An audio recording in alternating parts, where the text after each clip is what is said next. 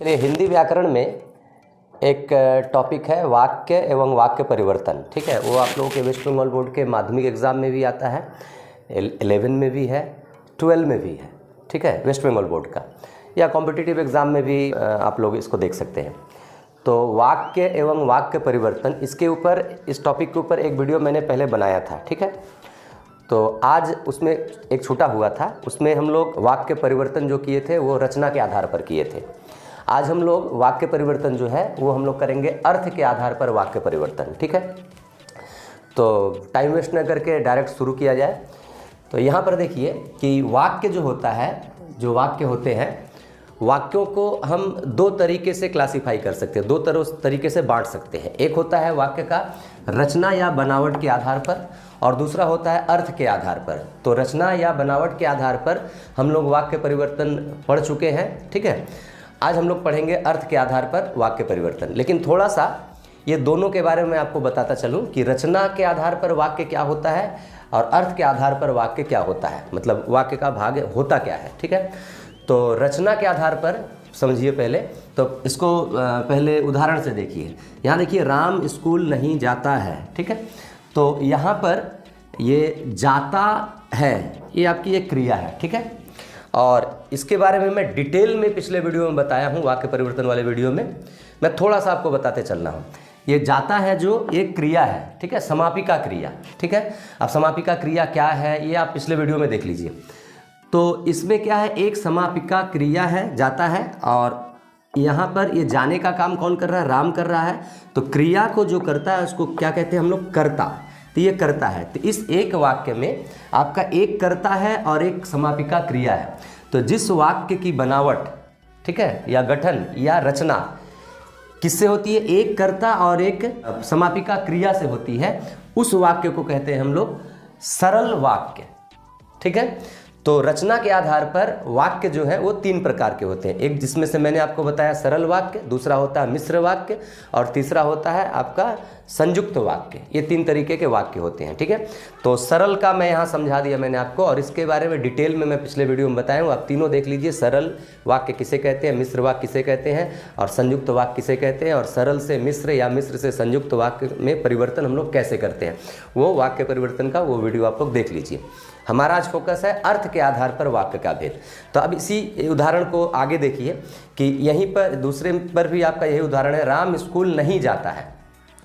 Same sentence है, एक ही वाक्य है, लेकिन यहाँ पर ये जो है राम स्कूल नहीं जाता है, इसमें हम बनावट नहीं देख रहे हैं कि एक कर्ता और एक समापिका क्रिया, ये बनावट हम नहीं देख रहे हैं। हम क्या देख रहे हैं कि इस वाक्य का मतलब क्या हो रहा है, मीनिंग क्या हो रहा है। तो राम स्कूल नहीं जाता है, यहाँ पे क्या हो रहा है कि एक काम जो है वो नहीं हो रहा है, जाने का काम नहीं हो रहा है। तो इस वाक्य से मीनिंग ये निकल रहा है या अर्थ ये निकल रहा है कि इसमें किसी काम का ना होने का बोध है। तो ऐसे वाक्य को कहा जाता है निषेधवाचक वाक्य।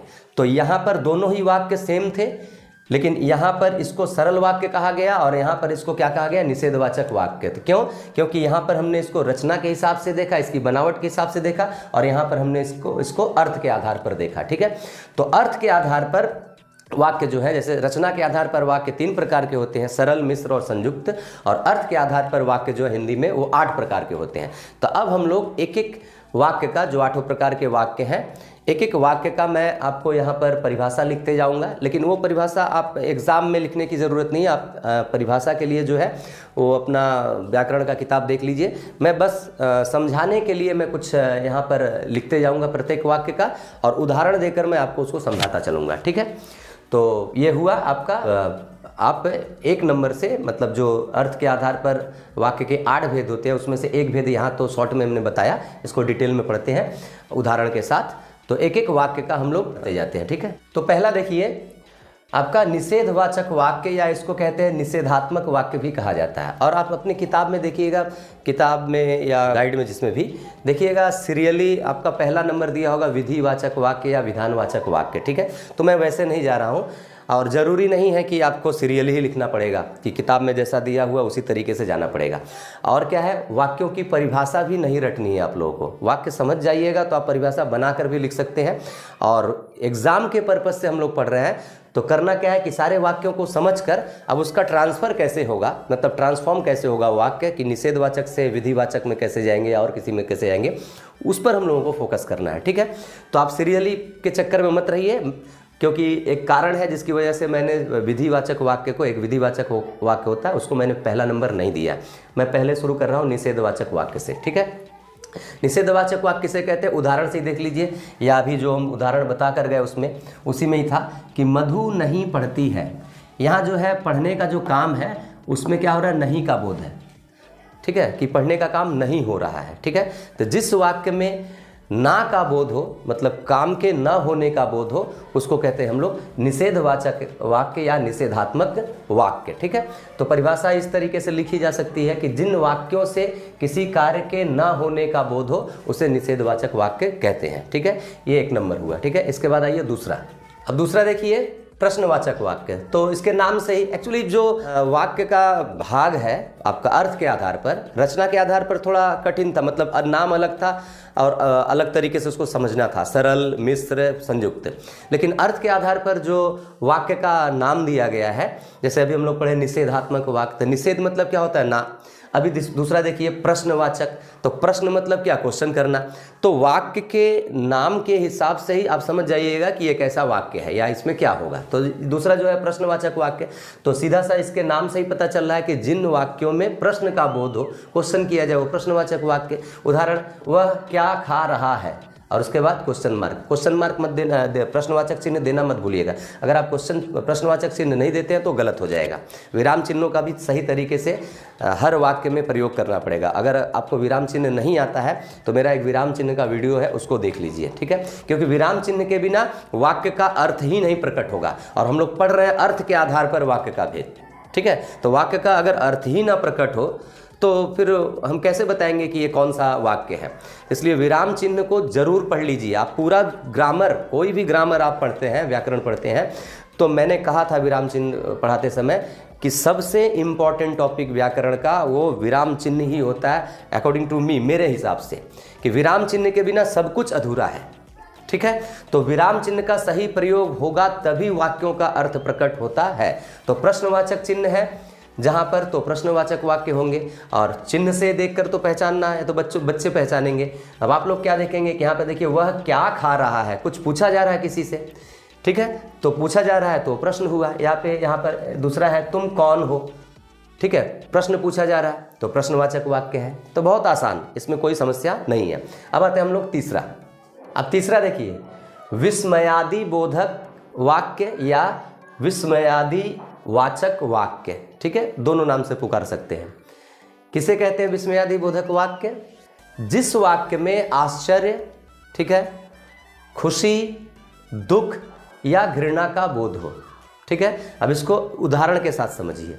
यहां देखिए पहला उदाहरण, अरे इतनी लंबी रेलगाड़ी। ठीक, क्या है इसमें, एक किसी का आश्चर्य व्यक्त हो रहा, कोई आश्चर्य कर, अरे इतनी लंबी रेलगाड़ी।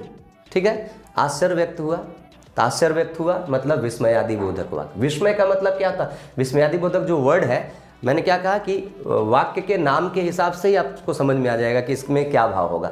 विस्मय का मतलब होता आश्चर्य, तो इसलिए आश्चर्य व्यक्त हो रहा है, तो इसलिए विस्मयादि बोधक वाक्य। ठीक है, अच्छा, या फिर ऐसा भी इसकी परिभाषा हम बोल सकते हैं कि जिस वाक्य में कोई गहरी अनुभूति प्रकट हो, मतलब इमोशनली हम कुछ प्रकट करते हैं, कोई भाव, तो उसको भी कहा जाता है विस्मयादि बोधक वाक्य। लेकिन मैं आपको समझाने के लिए इस तरीके से बता रहा हूँ कि आश्चर्य, खुशी, दुख या घृणा का भाव हो तो वो होगा आपका विस्मयादि बोधक वाक्य। तो पहला वाला हम लोग देख लिए आश्चर्य। ठीक है, दूसरा देखिए खुशी, आहा कैसा सुंदर दृश्य है। ठीक, खुशी व्यक्त हो रही है। अच्छा, दोनों में देखिए विराम चिन्हों का प्रयोग, विराम चिन्ह फिर आ गया। अगर विराम चिन्ह का प्रयोग यहाँ नहीं होगा तो आप विस्मयादि बोधक वाक्य समझ ही नहीं पाइएगा कि विस्मयादि बोधक वाक्य, क्योंकि उसका मीनिंग ही क्लियर नहीं होगा। विस्मयादि बोधक वाक्य में आपका कौन सा विराम चिन्ह प्रयोग होता, आप विराम चिन्ह का वीडियो देखिए, इस विराम चिन्ह को क्या कहते हैं आप देखकर खुद समझिए। ठीक है, अरे के बाद देखिए यहाँ पूर्ण विराम है, खड़ी पाई है, उसके नीचे एक बिंदु है। ठीक है, तो इस चिन्ह को कौन सा विराम चिन्ह कहते हैं, आप लोग विराम चिन्ह का वीडियो देखिए, समझ जाइएगा। तो अरे इतनी लंबी रेलगाड़ी, यहाँ भी वो चिन्ह यूज किया गया है। तो विस्मयादि बोधक वाक्य में इस चिन्ह का प्रयोग होता है। इसी से पता चल जाता है कि कहना क्या चाह रहा है, वक्ता जो है वो कहना क्या चाह रहा है, प्रकट क्या करना चाहता है। ठीक है, अगर चिन्ह नहीं होता तो इस वाक्य को पढ़ने का तरीका ही कुछ अलग होता है, और चूंकि ये चिन्ह है तो इस चिन्ह के कारण हम इस वाक्य को इस भाव से पढ़ रहे हैं। कैसे, अरे इतनी बड़ी रेलगाड़ी या इतनी लंबी रेलगाड़ी। ठीक है, ये विराम चिन्ह की वजह से। तो कौन सा विराम चिन्ह है, आप विराम चिन्ह का वीडियो देखिए, मैं नहीं बताऊंगा। दूसरा ये, आहा कैसा सुंदर दृश्य है, यहाँ पर भी देखिए उसी विराम चिन्ह का प्रयोग हुआ है। और क्या है, आहा कैसा सुंदर दृश्य है, कैसा सुंदर दृश्य है, मतलब एक खुशी व्यक्त हो रही है। ठीक है, तीसरा क्या बताया मैंने, दुख। ठीक है, या शोक, आपका शुद्ध हिंदी में लिखा होगा आपके ग्रामर के किताब में परिभाषा, आश्चर्य, हर्ष, खुशी की जगह पर हर्ष, दुख का शोक, शुद्ध हिंदी में लिखा होगा, तो आप उसका मीनिंग नहीं समझ पाइएगा, इसलिए मैंने इसको क्या किया, उसको चलती लैंग्वेज में मैंने ट्रांसलेट कर दिया कि खुशी, दुख और घृणा। तो खुशी हुआ, उसके बाद आइए दुख, ओह ओह बहुत बड़ा जुल्म हो गया, क्या है, दुख व्यक्त हो रहा है। ठीक है, ओह बहुत बड़ा जुल्म हो गया। ठीक है, चौथा देखिए क्या था, घृणा का बोध हो, छी यहाँ बहुत बदबू है, छी यहाँ बहुत बदबू है, घृणा व्यक्त हो रही है। ठीक है, तो ये चारों वाक्य चार भाव के हैं। तो ऐसे भाव के अगर वाक्य हो तो वो वाक्य क्या कहलाएंगे, विस्मयादि बोधक वाक्य या विस्मयादि वाचक वाक्य। ठीक है, अब आते हैं हम लोग चौथे पर।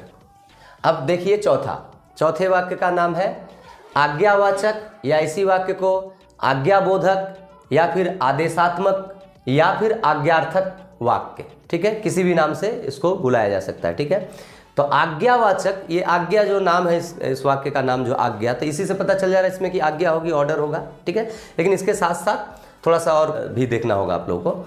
तो आज्ञावाचक वाक्य किसे कहते हैं कि जिस वाक्य में आज्ञा हो, ऑर्डर तो होगा ही, आज्ञा है तो ऑर्डर होगा ही, नाम से रहेगा ही। जैसे प्रश्नवाचक वाक्य था तो प्रश्न ही रहेगा, तो आज्ञा रहेगा, उसके साथ साथ प्रार्थना मतलब रिक्वेस्ट हो, या फिर उपदेश भी हो सकता है। ठीक है, किसी को उपदेश दे रहे हैं, सजेस्ट कर रहे हैं, वो भी हो सकता है। तो ये तीनों भाव जिस वाक्य से प्रकट होगा उस वाक्य को कहेंगे आज्ञावाचक वाक्य। उदाहरण देखिए, तीनों का मैं अलग अलग उदाहरण आप लोगों को यहाँ पर लिख दिया हूँ।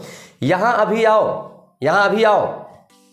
ठीक है, क्या हो रहा है, ऑर्डर, आदेश। दूसरा देखिए, कृपया यहाँ बैठिए, कृपया यहाँ बैठिए, क्या है, रिक्वेस्ट, प्रार्थना। ठीक है, उसके बाद तीसरा है देखिए, बड़ों की आज्ञा मानो, बड़ों की आज्ञा मानो। अब ये ऑर्डर के सेंस में अगर आप लीजिएगा, आदेश के सेंस में तो आदेश भी होगा, और अगर इसको सजेशन, एडवाइस या उपदेश के सेंस में लीजिएगा तो ये उपदेश भी होगा। तो बड़ों की आज्ञा मानो।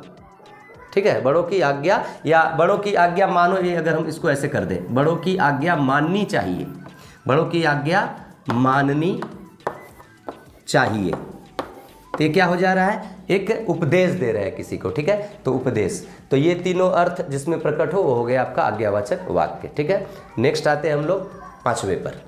पांचवा देखिए, इच्छावाचक या इच्छा सूचक या इच्छार्थक वाक्य। ठीक है, फिर देखिए वाक्य के नाम से ही पता चल जा रहा है कि इसके अंदर कौन सा भाव होगा, इच्छावाचक, मतलब इच्छा प्रकट हो, जिस वाक्य में किसी व्यक्ति की इच्छा प्रकट हो उसको कहते हैं इच्छावाचक वाक्य। ठीक है, तो क्या है लिखा गया परिभाषा में, जिसमें कहने वाले की इच्छा या आशा या आशीर्वाद, ठीक है, प्रकट हो, उस वाक्य को कहते हैं इच्छावाचक वाक्य। उदाहरण देखिए, वे 100 वर्ष जिए, वे 100 वर्ष जिए, तो क्या है, ये एक इच्छा है, इच्छा व्यक्त हो रही है कि वे 100 साल जिए। ठीक है, भगवान करे वो 100 साल जिए, तो एक इच्छा है। अच्छा, उसके बाद दूसरा देखिए, भगवान तुम्हें दीर्घायु करे, भगवान तुम्हें दीर्घायु करे। दीर्घायु का मतलब होता है दीर्घ आयु, दीर्घ मतलब लंबी, आयु मतलब उम्र, मतलब भगवान तुम्हें लंबी उम्र दे। ठीक है, तो ये क्या आशीर्वाद है, किसी को आशीर्वाद इसी तरीके से दिया जाता है। तो आशीर्वाद हो या इच्छा हो, ठीक है, या आशा हो, कोई उम्मीद हो, तो ऐसे वाक्यों को कहा जाता है इच्छावाचक वाक्य। ठीक है, इसके बाद आते हैं हम लोग 6 नंबर पे, संदेहवाचक वाक्य या संदेह बोधक या संदेहार्थक वाक्य या संदेह सूचक वाक्य। ठीक है, एक ही वाक्य के 4 नाम है। ठीक है, नाम से क्या पता चल रहा, संदेह मतलब डाउट, जिस वाक्य में डाउट का फीलिंग आए। ठीक है, तो जिस वाक्य में संदेह या संभावना प्रकट हो, ठीक है, उस वाक्य को कहते हैं आपका संदेहवाचक वाक्य। तो उदाहरण देखिए, मैंने यहाँ 3 उदाहरण दिए आपको। पहला है, वह शायद आ जाए, वह शायद आज आए। यहाँ क्या है, एक संभावना है, ठीक है, वह शायद आज आए। एक संदेह है, एक डाउट है, वह शायद आज आए, वह शायद आज आए, ठीक है, संदेह है। दूसरा देखिए, संभवतः वह सुधर जाए, संभवतः वह सुधर जाए, एक संभावना बताई जा रही है कि शायद वो सुधर जाए, शायद वह सुधर जाए। तीसरा देखिए, मैं भी जा सकता हूँ। जैसे आप बात करते हैं ना हम लोग कि अरे हम लोग तो जा रहे हैं घूमने, तो उसमें हम क्या बोलते, कभी बोलते हैं ना कि हो सकता है मैं भी जा सकता हूँ, मतलब मैं भी जा सकता हूँ, ठीक है। तो ये क्या, एक संभावना है, ठीक है। तो जिस वाक्य में संभावना या संदेह व्यक्त हो उस वाक्य को संदेहवाचक वाक्य कहा जाता है। हो गया। अब आइए सातवां, संकेतवाचक वाक्य या संकेत सूचक वाक्य। संकेत मतलब इशारा, ठीक है। तो पहले उदाहरण को देखिए, वह आएगा तो मैं जाऊंगा, वह आएगा तो मैं जाऊंगा, ठीक है। तो यहाँ क्या है कि एक शर्त कि अगर वो आएगा तो ही मैं जाऊंगा, शर्त है, ठीक है। दूसरा उदाहरण देखिए, वर्षा होती तो फसल अच्छी होती, यदि वर्षा होती तो फसल अच्छी होती, ठीक है। यह भी एक शर्त है कि वर्षा होती तो फसल अच्छी होती, कि एक शर्त के ऊपर टिका हुआ है, ठीक है। तो जहां पर जिस वाक्य में शर्त का संकेत हो, कोई शर्त दिया हो या कोई नियम दिया गया हो, ठीक है, तो वो वाक्य होता है आपका संकेतवाचक वाक्य। और आप किताबों में इसकी परिभाषा कैसे पाइएगा कि जिन वाक्यों से एक क्रिया के दूसरी क्रिया पर निर्भर होने का बोध हो। जैसे इसको आप समझ लीजिए कि वह आएगा, एक पहली क्रिया क्या है, आना, यहाँ एक क्रिया है, तो ये आने का काम जब होगा तब ये जाने का काम होगा। तो एक क्रिया पर दूसरी क्रिया निर्भर है, ठीक है, एक क्रिया पर दूसरी क्रिया निर्भर है। तो किताब में इस तरीके से परिभाषा होगा कि जिन वाक्यों से एक क्रिया के दूसरी क्रिया पर निर्भर होने का बोध हो उसको कहेंगे हम लोग संकेतवाचक वाक्य, ठीक है। देखिए यहाँ पे, वह आएगा तो मैं जाऊंगा, मतलब वो आने का काम करेगा तो ही जाने का काम होगा, तो एक क्रिया दूसरे पर निर्भर है, ठीक है। तो हो गया संकेतवाचक वाक्य। अब हम लोग लास्ट एंड फाइनल जो आठवां वाक्य है, विधिवाचक वाक्य या विधानवाचक वाक्य, उसको अब पढ़ेंगे। तो इसको मैं लास्ट में इसलिए रखा था कि विधानवाचक वाक्य में ना एक जनरली कन्फ्यूजन तैयार होता है कि परिभाषा के हिसाब से, ठीक है। तो अभी परिभाषा मैं आपको लिख दे रहा हूँ, तो परिभाषा के आधार पर समझने में एक कन्फ्यूजन पैदा होती है। इसलिए मैंने क्या सोचा कि मैं पहले बाकी 7 वाक्यों को पढ़ा दे रहा हूँ। तो ये 7 वाक्य अगर आप समझ गए तो अगर कोई वाक्य विधिवाचक वाक्य होगा या है तो आपको वो जान लेने में एकदम सुविधा हो जाएगी। क्यों? क्योंकि अगर ये 7 वाक्य मैंने बताए, अगर वो वाक्य इन 7 का नियम पालन नहीं कर रहे हैं कि प्रश्न नहीं है, ना का बोध नहीं है, आश्चर्य नहीं है, संकेत नहीं है, इच्छा नहीं है, तो वो वाक्य विधिवाचक वाक्य होगा। तो ये इजी करने के लिए मैंने आपको क्या किया, जो पहला वाक्य होता है विधिवाचक वाक्य, हालांकि विधिवाचक वाक्य से ही आपका आगे के सारे वाक्य बन रहे हैं विधिवाचक वाक्य से। कि जैसे उदाहरण में हम लोग शुरुआत में क्या देखे थे कि राम स्कूल नहीं जाता है, ठीक है, तो राम स्कूल जाता है, तो राम स्कूल जाता है अगर एक उदाहरण है, तो उसी स्कूल जाता है से बन रहा है नहीं जाता है। उसी से प्रश्नवाचक वाक्य बनेगा, क्या राम स्कूल जाता है, तो विधिवाचक वाक्य से ही सारे बन रहे हैं ज़्यादातर, ठीक है।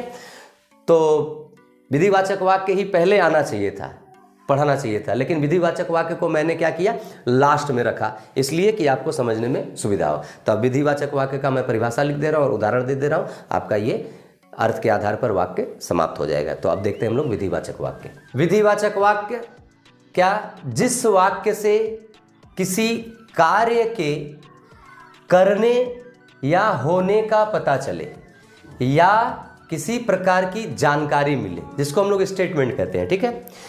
तो जैसे यहाँ देखिए, मैं पढ़ चुका हूँ, तो यहाँ पर एक काम होने की जानकारी मिल रही है, सामान्य सूचना कि मैं पढ़ चुका हूँ। दूसरा है, रमेश एक डॉक्टर है, तो रमेश कुछ है, मतलब उसके अस्तित्व का भी पता चल रहा है कि रमेश कुछ है, रमेश एक डॉक्टर है। यहाँ पे कोई काम नहीं हो रहा, यहाँ पे क्या था, पढ़ने का काम था, लेकिन यहाँ क्या है कि रमेश क्या है, रमेश के अस्तित्व का पता चल रहा है कि हाँ रमेश एक डॉक्टर है, ठीक है।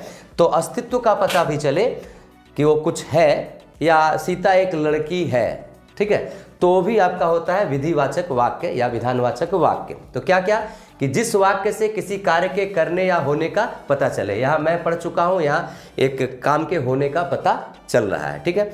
तो अब इस परिभाषा के हिसाब से आप देखिएगा तो कन्फ्यूजन क्रिएट होता है, ठीक है, समझने में थोड़ा प्रॉब्लम होता है। तो कार्य होने का तो आपका और भी वाक्य में हो सकते हैं, ठीक है, मतलब जो आप लोग छोटे बच्चों के हिसाब से मैं बता रहा हूँ, हमें प्रॉब्लम नहीं है समझने में, लेकिन हम लोग जब बचपन में पढ़ते थे तो ये एक प्रॉब्लम क्रिएट करता था कि काम का होना तो हर वाक्य में है, या किसी चीज़ का होने का पता चले वगैरह जो भी, तो होने का पता तो दूसरे भी वाक्य में हो रहा है कि वह घर नहीं जा रहा है, ठीक है।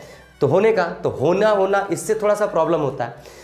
लेकिन आप जो इसके पहले के साथ वाक्य पढ़ चुके हैं तो आप देखिएगा, मैं पढ़ चुका हूँ, इस वाक्य में न तो कोई प्रश्न है, न कोई काम के न होने का बोध है, मतलब निषेधात्मक भी नहीं है, कोई संदेह भी नहीं है, कोई इच्छा भी नहीं है, कोई आश्चर्य भी नहीं है, ठीक है। तो ये सातों के सातों चीज़ें, सातों भाव यहाँ प्रकट नहीं हो रहे हैं। तो इसका मतलब ये सातों भाव अगर यहाँ प्रकट नहीं हो रहे हैं तो हो जाएगा आपका विधिवाचक वाक्य, ठीक है।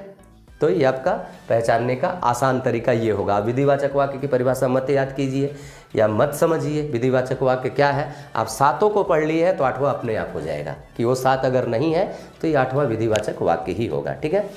तो ये हुआ आपका अर्थ के आधार पर वाक्य के भेद, और मैंने समझाने की कोशिश की आप लोगों को एक एक उदाहरण के साथ कि हर वाक्य में मैंने आपको एक एक अलग अलग उदाहरण दिया था हर एक भाव का, ठीक है। इसलिए दिया था कि जब आप वाक्य परिवर्तन कीजिएगा एग्जाम में तो आपको करने में सुविधा हो या समझने में सुविधा हो। तो मेन जो है इस टॉपिक में एग्जाम के दृष्टिकोण से, परीक्षा के दृष्टिकोण से, कि एग्जाम में जैसे आपका दे दिया जाएगा कि एक विधिवाचक वाक्य दे दिया गया, उसको कहेगा निषेध वाक्य में परिवर्तित कीजिए, या निषेधात्मक वाक्य दे दिया जाएगा, उसको कहेगा कि प्रश्नवाचक वाक्य में परिवर्तित कीजिए, ठीक है। तो वो उस पर आप लोगों का मार्क्स रहता है, ठीक है। परिभाषा भी आता है तो परिभाषा रट लीजिएगा किताब से, और जो बनाने का है कि उसको कैसे ट्रांसफॉर्म करते हैं वो 2-4 उदाहरण देकर मैं आपको समझा दे रहा हूँ, और आप उसके बाद मैं हमेशा कहता हूँ कि आप किताब लेकर उसका प्रैक्टिस कर लिया कीजिए, ठीक है। तो मैं कुछ उदाहरण दे रहा हूँ कि विधिवाचक से निषेधवाचक वाक्य कैसे बनता है, ठीक है। तो उसको आप लोग देखिए, ठीक है। देखिए एग्जाम में आप लोगों का वाक्य दिया रहेगा, कोई एक वाक्य, और उसको कह दिया जाएगा कि इस वाक्य को इसमें बदलिए। तो जैसे पहला वाक्य देखिए, रीता रोज पढ़ने जाती है। अब इसको मैं ढक दिया, ठीक है, रीता रोज पढ़ने जाती है। पहले आप अपने दिमाग में ही बताइए, मुझे तो बता नहीं पाएंगे आप, अपने दिमाग में ही बताइए कि ये वाक्य कैसा वाक्य है, रीता रोज पढ़ने जाती है, ठीक है। तो दिमाग में आप बता दिए होंगे, अब क्या बताएं आप ही जानते हैं। तो ये वाक्य जो है रीता रोज पढ़ने जाती है, ये वाक्य है आपका विधिवाचक वाक्य, ठीक है। अब इसको कह देगा कि इस वाक्य को आज्ञार्थक वाक्य में बदलिए या आज्ञा सूचक वाक्य में परिवर्तित कीजिए। तो मतलब इसका क्या है, हमको ऑर्डर वाला वाक्य बनाना है, ठीक है। तो रीता रोज पढ़ने जाती है, तो इसका ऑर्डर अगर हम करेंगे, आज्ञार्थक बनाएंगे तो ऑर्डर देंगे। तो कैसे होगा, रीता तुम रोज पढ़ने जाया करो, ऑर्डर दे दिया गया, ठीक है। तो सेंस बदल गया, ठीक है। तो ये विधि से हो गया आपका आज्ञार्थक वाक्य। और ये ध्यान रखिएगा कि वाक्य जिस टेंस में है, जिस काल में है, यहाँ क्या था, रीता रोज पढ़ने जाती है, प्रेजेंट टेंस में है, तो उसका जब आप चेंज कीजिएगा तो वो भी प्रेजेंट टेंस में ही होगा। यहाँ ऐसा नहीं हो कि रीता तुम रोज पढ़ने जाया करती थी। हालांकि आज्ञार्थक वाक्य जो है वो प्रेजेंट में ही रहता है, लेकिन आगे जो वाक्य आएंगे तो उसमें आप ये ध्यान रखिएगा कि जिस टेंस में वाक्य है, टेंस नहीं बदलना चाहिए, काल जो है वाक्य का नहीं बदलना चाहिए, ठीक है, केवल सेंस बदलना है, ओके। तो यहाँ विधि से हो गया आपका आज्ञार्थक। अब यहाँ देखिए, बाहर जाकर खेलो, बाहर जाकर खेलो, मतलब तुम बाहर जाकर खेलो, यहाँ सब्जेक्ट छुपा हुआ है तुम, ये एक आज्ञार्थक वाक्य है। आज्ञार्थक वाक्य में क्या होता है, जनरली जो सब्जेक्ट होता है, जो कर्ता होता है, वो छुपा रहता है। तुम बाहर जाकर खेलो, अगर मेरे सामने कोई है तो मैं उसको, कोई सिंगल व्यक्ति है तो मैं उसको कहूँगा कि जाओ दरवाज़ा बंद करो। तो दरवाज़ा बंद करो मतलब मैंने किसको कहा, जो मेरे सामने उसी को कहा। तो तुम दरवाज़ा बंद करो, तो तुम बोलने की ज़रूरत नहीं पड़ती है, तो तुम कर्ता जो है छिप जाता है आज्ञार्थक वाक्य में, तो यहाँ छिपा हुआ है। तो बाहर जाकर खेलो, तो ये क्या है, एक आदेश है, ऑर्डर है, आज्ञा है, तो आज्ञार्थक है। अब इसको कहा कि विधिवाचक वाक्य में परिवर्तित कीजिए। तो विधिवाचक में क्या क्या होता है कि एक जनरल स्टेटमेंट होता है, एक कथन होता है, या किसी कार्य का होने की सूचना दी जाती है कि ये काम हो रहा है, किसी कार्य के होने की या करने की सूचना दी जाती है। तो हमको क्या करना होगा इसको, कि अब इसी को चेंज करके हमको करना होगा कि ये जो खेलने का काम है, क्रिया पर ध्यान रखिएगा तो वाक्य परिवर्तन आसान होगा। ये जो खेलने का काम है वो एक नॉर्मली हो रहा है, ठीक है, तब हो जाएगा आपका विधिवाचक वाक्य।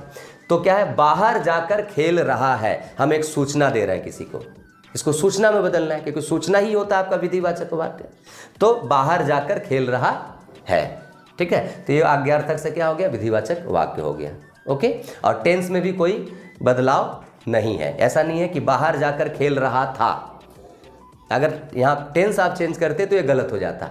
खेल रहा है प्रेजेंट टेंस में है, बाहर जाकर खेलो, इसको प्रेजेंट टेंस में ही आपका विधिवाचक वाक्य बनाना पड़ेगा, ठीक है। अब आते हैं निषेध से प्रश्नवाचक या प्रश्नवाचक से निषेध, मतलब 2-4 मैं समझा दे रहा हूँ आप लोगों को, आप लोग प्रैक्टिस कीजिए घर में, ठीक है। देखिए, क्या आप बालू से तेल निकाल सकते हैं, प्रश्नवाचक चिन्ह। तो प्रश्नवाचक चिन्ह मतलब ये प्रश्नवाचक वाक्य है, या यहाँ पर प्रश्न पूछा गया क्या आप बालू से तेल निकाल सकते हैं, प्रश्न किया जा रहा है, तो प्रश्नवाचक वाक्य है। अब इसको कह दिया कि आप इसको निषेधवाचक वाक्य में बदलिए, मतलब नेगेटिव बनाइए। तो सीधी सी बात है कि क्या वर्ड जो प्रश्नवाचक वाक्य वर्ड है, शब्द है, उसको हटा दीजिए और बीच में आपको इंट्रोड्यूस करना होगा नहीं। नेगेटिव है मतलब नकारात्मक है या निषेध है तो नहीं लाना होगा। तो आप बालू से तेल नहीं निकाल सकते हैं, बहुत आसान। और इसका अगर आपको बोलता विधिवाचक वाक्य बनाइए तो एक स्टेटमेंट देना पड़ता आपको कि आप बालू से तेल निकाल सकते हैं, आप बालू से तेल निकाल सकते हैं, तो हो गया विधिवाचक वाक्य। तो एक ही वाक्य को हम प्रश्नवाचक से निषेध, निषेध से फिर विधि, कई वाक्यों में हम परिवर्तन कर सकते हैं, ठीक है। अब हम लोग कर देंगे विधिवाचक वाक्य से दूसरे वाक्य में ट्रांसफर, ठीक है। अब अगला उदाहरण देखिए, वह जी खोलकर दान देता है। ये क्या है, एक स्टेटमेंट है, कथन है, या जनरल एक सूचना दी जा रही है किसी काम के होने की। तो कौन सा वाक्य हुआ ये, विधिवाचक वाक्य, ठीक है। अब विधिवाचक वाक्य को हम 2 अलग अलग वाक्यों में बदलेंगे। दूसरा देखिए इसी का, क्या वह जी खोलकर दान देता है, क्वेश्चन हो गया, ठीक है, काम वही था, क्वेश्चन कर दिए, तो ये हो गया आपका प्रश्नवाचक वाक्य। अब इसी को आप क्या हटा दीजिए और बीच में नहीं इंट्रोड्यूस कर दीजिए, तो वह जी खोलकर दान नहीं देता है, ठीक है। तो ये हो गया आपका नेगेटिव या निषेधात्मक वाक्य। तो विधिवाचक से प्रश्नवाचक, प्रश्नवाचक से आपका निषेधात्मक, ठीक है। इसी तरीके से आप बाकी वाक्यों का प्रैक्टिस कर लीजिएगा, बहुत सारे उदाहरण आपके व्याकरण के किताब में है, प्रैक्टिस कीजिए, ये बहुत आसान है। ये रचना के आधार पर जो वाक्य परिवर्तन था वो कठिन था, ठीक है, उसमें बहुत प्रैक्टिस की ज़रूरत है। ये बहुत आसान है, आसान मतलब समझने में आसान है, लेकिन इसका परिवर्तन जब कीजिएगा तो परिवर्तन करते समय सेंस जो होता है, सेंस हम उलट देते हैं, ठीक है, या कहीं पर हम विराम चिन्ह का गलती कर देते हैं कि प्रश्नवाचक वाक्य है तो प्रश्नवाचक चिन्ह ही नहीं दिए, या विस्मयादि बोधक वाक्य है तो विस्मयादि बोधक चिन्ह ही नहीं दिए, तो विराम चिन्ह की गलती हो जाती है, सेंस की गलती हो जाती है, कहीं पर टेंस की गलती हम कर देते हैं, तो उस हिसाब से कठिन है, उस हिसाब से कठिन है। लेकिन आप सरल से मिश्र, मिश्र से संयुक्त में जो जितना डीप नॉलेज चाहिए परिवर्तन के लिए, इसमें उतना ज़रूरी नहीं है, ठीक है। तो प्रैक्टिस कीजिए, प्रैक्टिस कहते हैं ना, practice makes a man perfect. तो प्रैक्टिस ही सारे चीज़ का जड़ है, आपको कोई घोल कर नहीं पिला सकता है, ठीक है, कि कोई टैबलेट नहीं है कि हाँ विराम वाक्य परिवर्तन का एक टैबलेट बनाया गया और आपके अंदर डाल दिया गया, आप खा लिए और आपके अंदर से अपने आप सब निकलने लगेगा, ऐसा तो है नहीं, ठीक है। तो प्रैक्टिस कीजिए, ठीक है। और जाते जाते मैं आप लोगों को दे रहा हूँ एक वाक्य, आप कमेंट्स कर बॉक्स में बताइएगा उसका चेंज करके कि मैं एक वाक्य दे रहा हूँ, उसको अलग अलग वाक्यों में आपको परिवर्तन करना है, ठीक है। तो आपको खुद पता चल जाएगा कि ये वीडियो देखने के बाद संग मतलब तुरंत आप कितना समझे हैं। बाद में तो आप बहुत कुछ समझ जाइएगा, वीडियो देखिएगा फिर जाकर प्रैक्टिस कीजिएगा तो आप बहुत कुछ समझ जाइएगा या बहुत कुछ आ जाएगा आपको। लेकिन ये वीडियो ख़त्म होते ही, ये टॉपिक ख़त्म होते ही आप कितना तक समझे या वाक्य परिवर्तन आप कितना तक कर सकते हैं, या मैं आपको कितना समझा पाया या फिर आप कितना समझ पाए, वाह, मैं अपनी तरफ से मैंने पूरी कोशिश की, लेकिन आप कितना समझे और कितना ध्यान दिए, आपका फोकस कितना था, वो आपको अंदाज़ा लग जाएगा कि आप कितना पानी में है। तो मैं आपको एक वाक्य देता हूँ, उसका आप वाक्य परिवर्तन करके कमेंट्स बॉक्स में दीजिएगा, ठीक है। लोगों का होमवर्क देखिए, ये वाक्य है, वाह तुमने तो कमाल कर दिया, ठीक है, ये वाक्य है। पहले तो आप ये पता कीजिए कि ये बताइए कि ये कौन सा वाक्य है, वाक्य का कौन सा भेद है अर्थ के आधार पर, ठीक है। उसके बाद इसी वाक्य को आप प्रश्नवाचक वाक्य में बदलिएगा और फिर निषेधवाचक वाक्य में बदलिएगा, ठीक है। अगर आप ये कर लिए तो समझ लिए कि आपका एग्ज़ाम का वो जो मार्क्स आता है हिंदी व्याकरण में वाक्य परिवर्तन से, वो आपका हो गया, अगर इसको कर लिए तो, ठीक है। और ये भी हमको भी पता चल जाएगा कि हाँ, आप मेरे वीडियो को बहुत अच्छी तरीके से वॉच किए हैं, ठीक है। तो आज के लिए बस इतना। इसके बाद फिर किसी व्याकरण के टॉपिक के ऊपर जो छूटा हुआ है उसके ऊपर हम लोग फिर कोई एक वीडियो लेकर आएंगे। तो अगर आप वीडियो को पहली बार देख रहे हैं, मतलब मेरे चैनल को पहली बार देख रहे हैं, और आपको वीडियो अगर अच्छा लगा हो तो लाइक का डिमांड आपसे रहा, वीडियो को लाइक ज़रूर कीजिएगा, शेयर कीजिएगा और चैनल को सब्सक्राइब करके रखिए ताकि आपको कोई भी वीडियो अपलोड हो तो उस वीडियो का नोटिफिकेशन आपको सबसे पहले मिल जाए, ठीक है। तो आज के लिए बस इतना।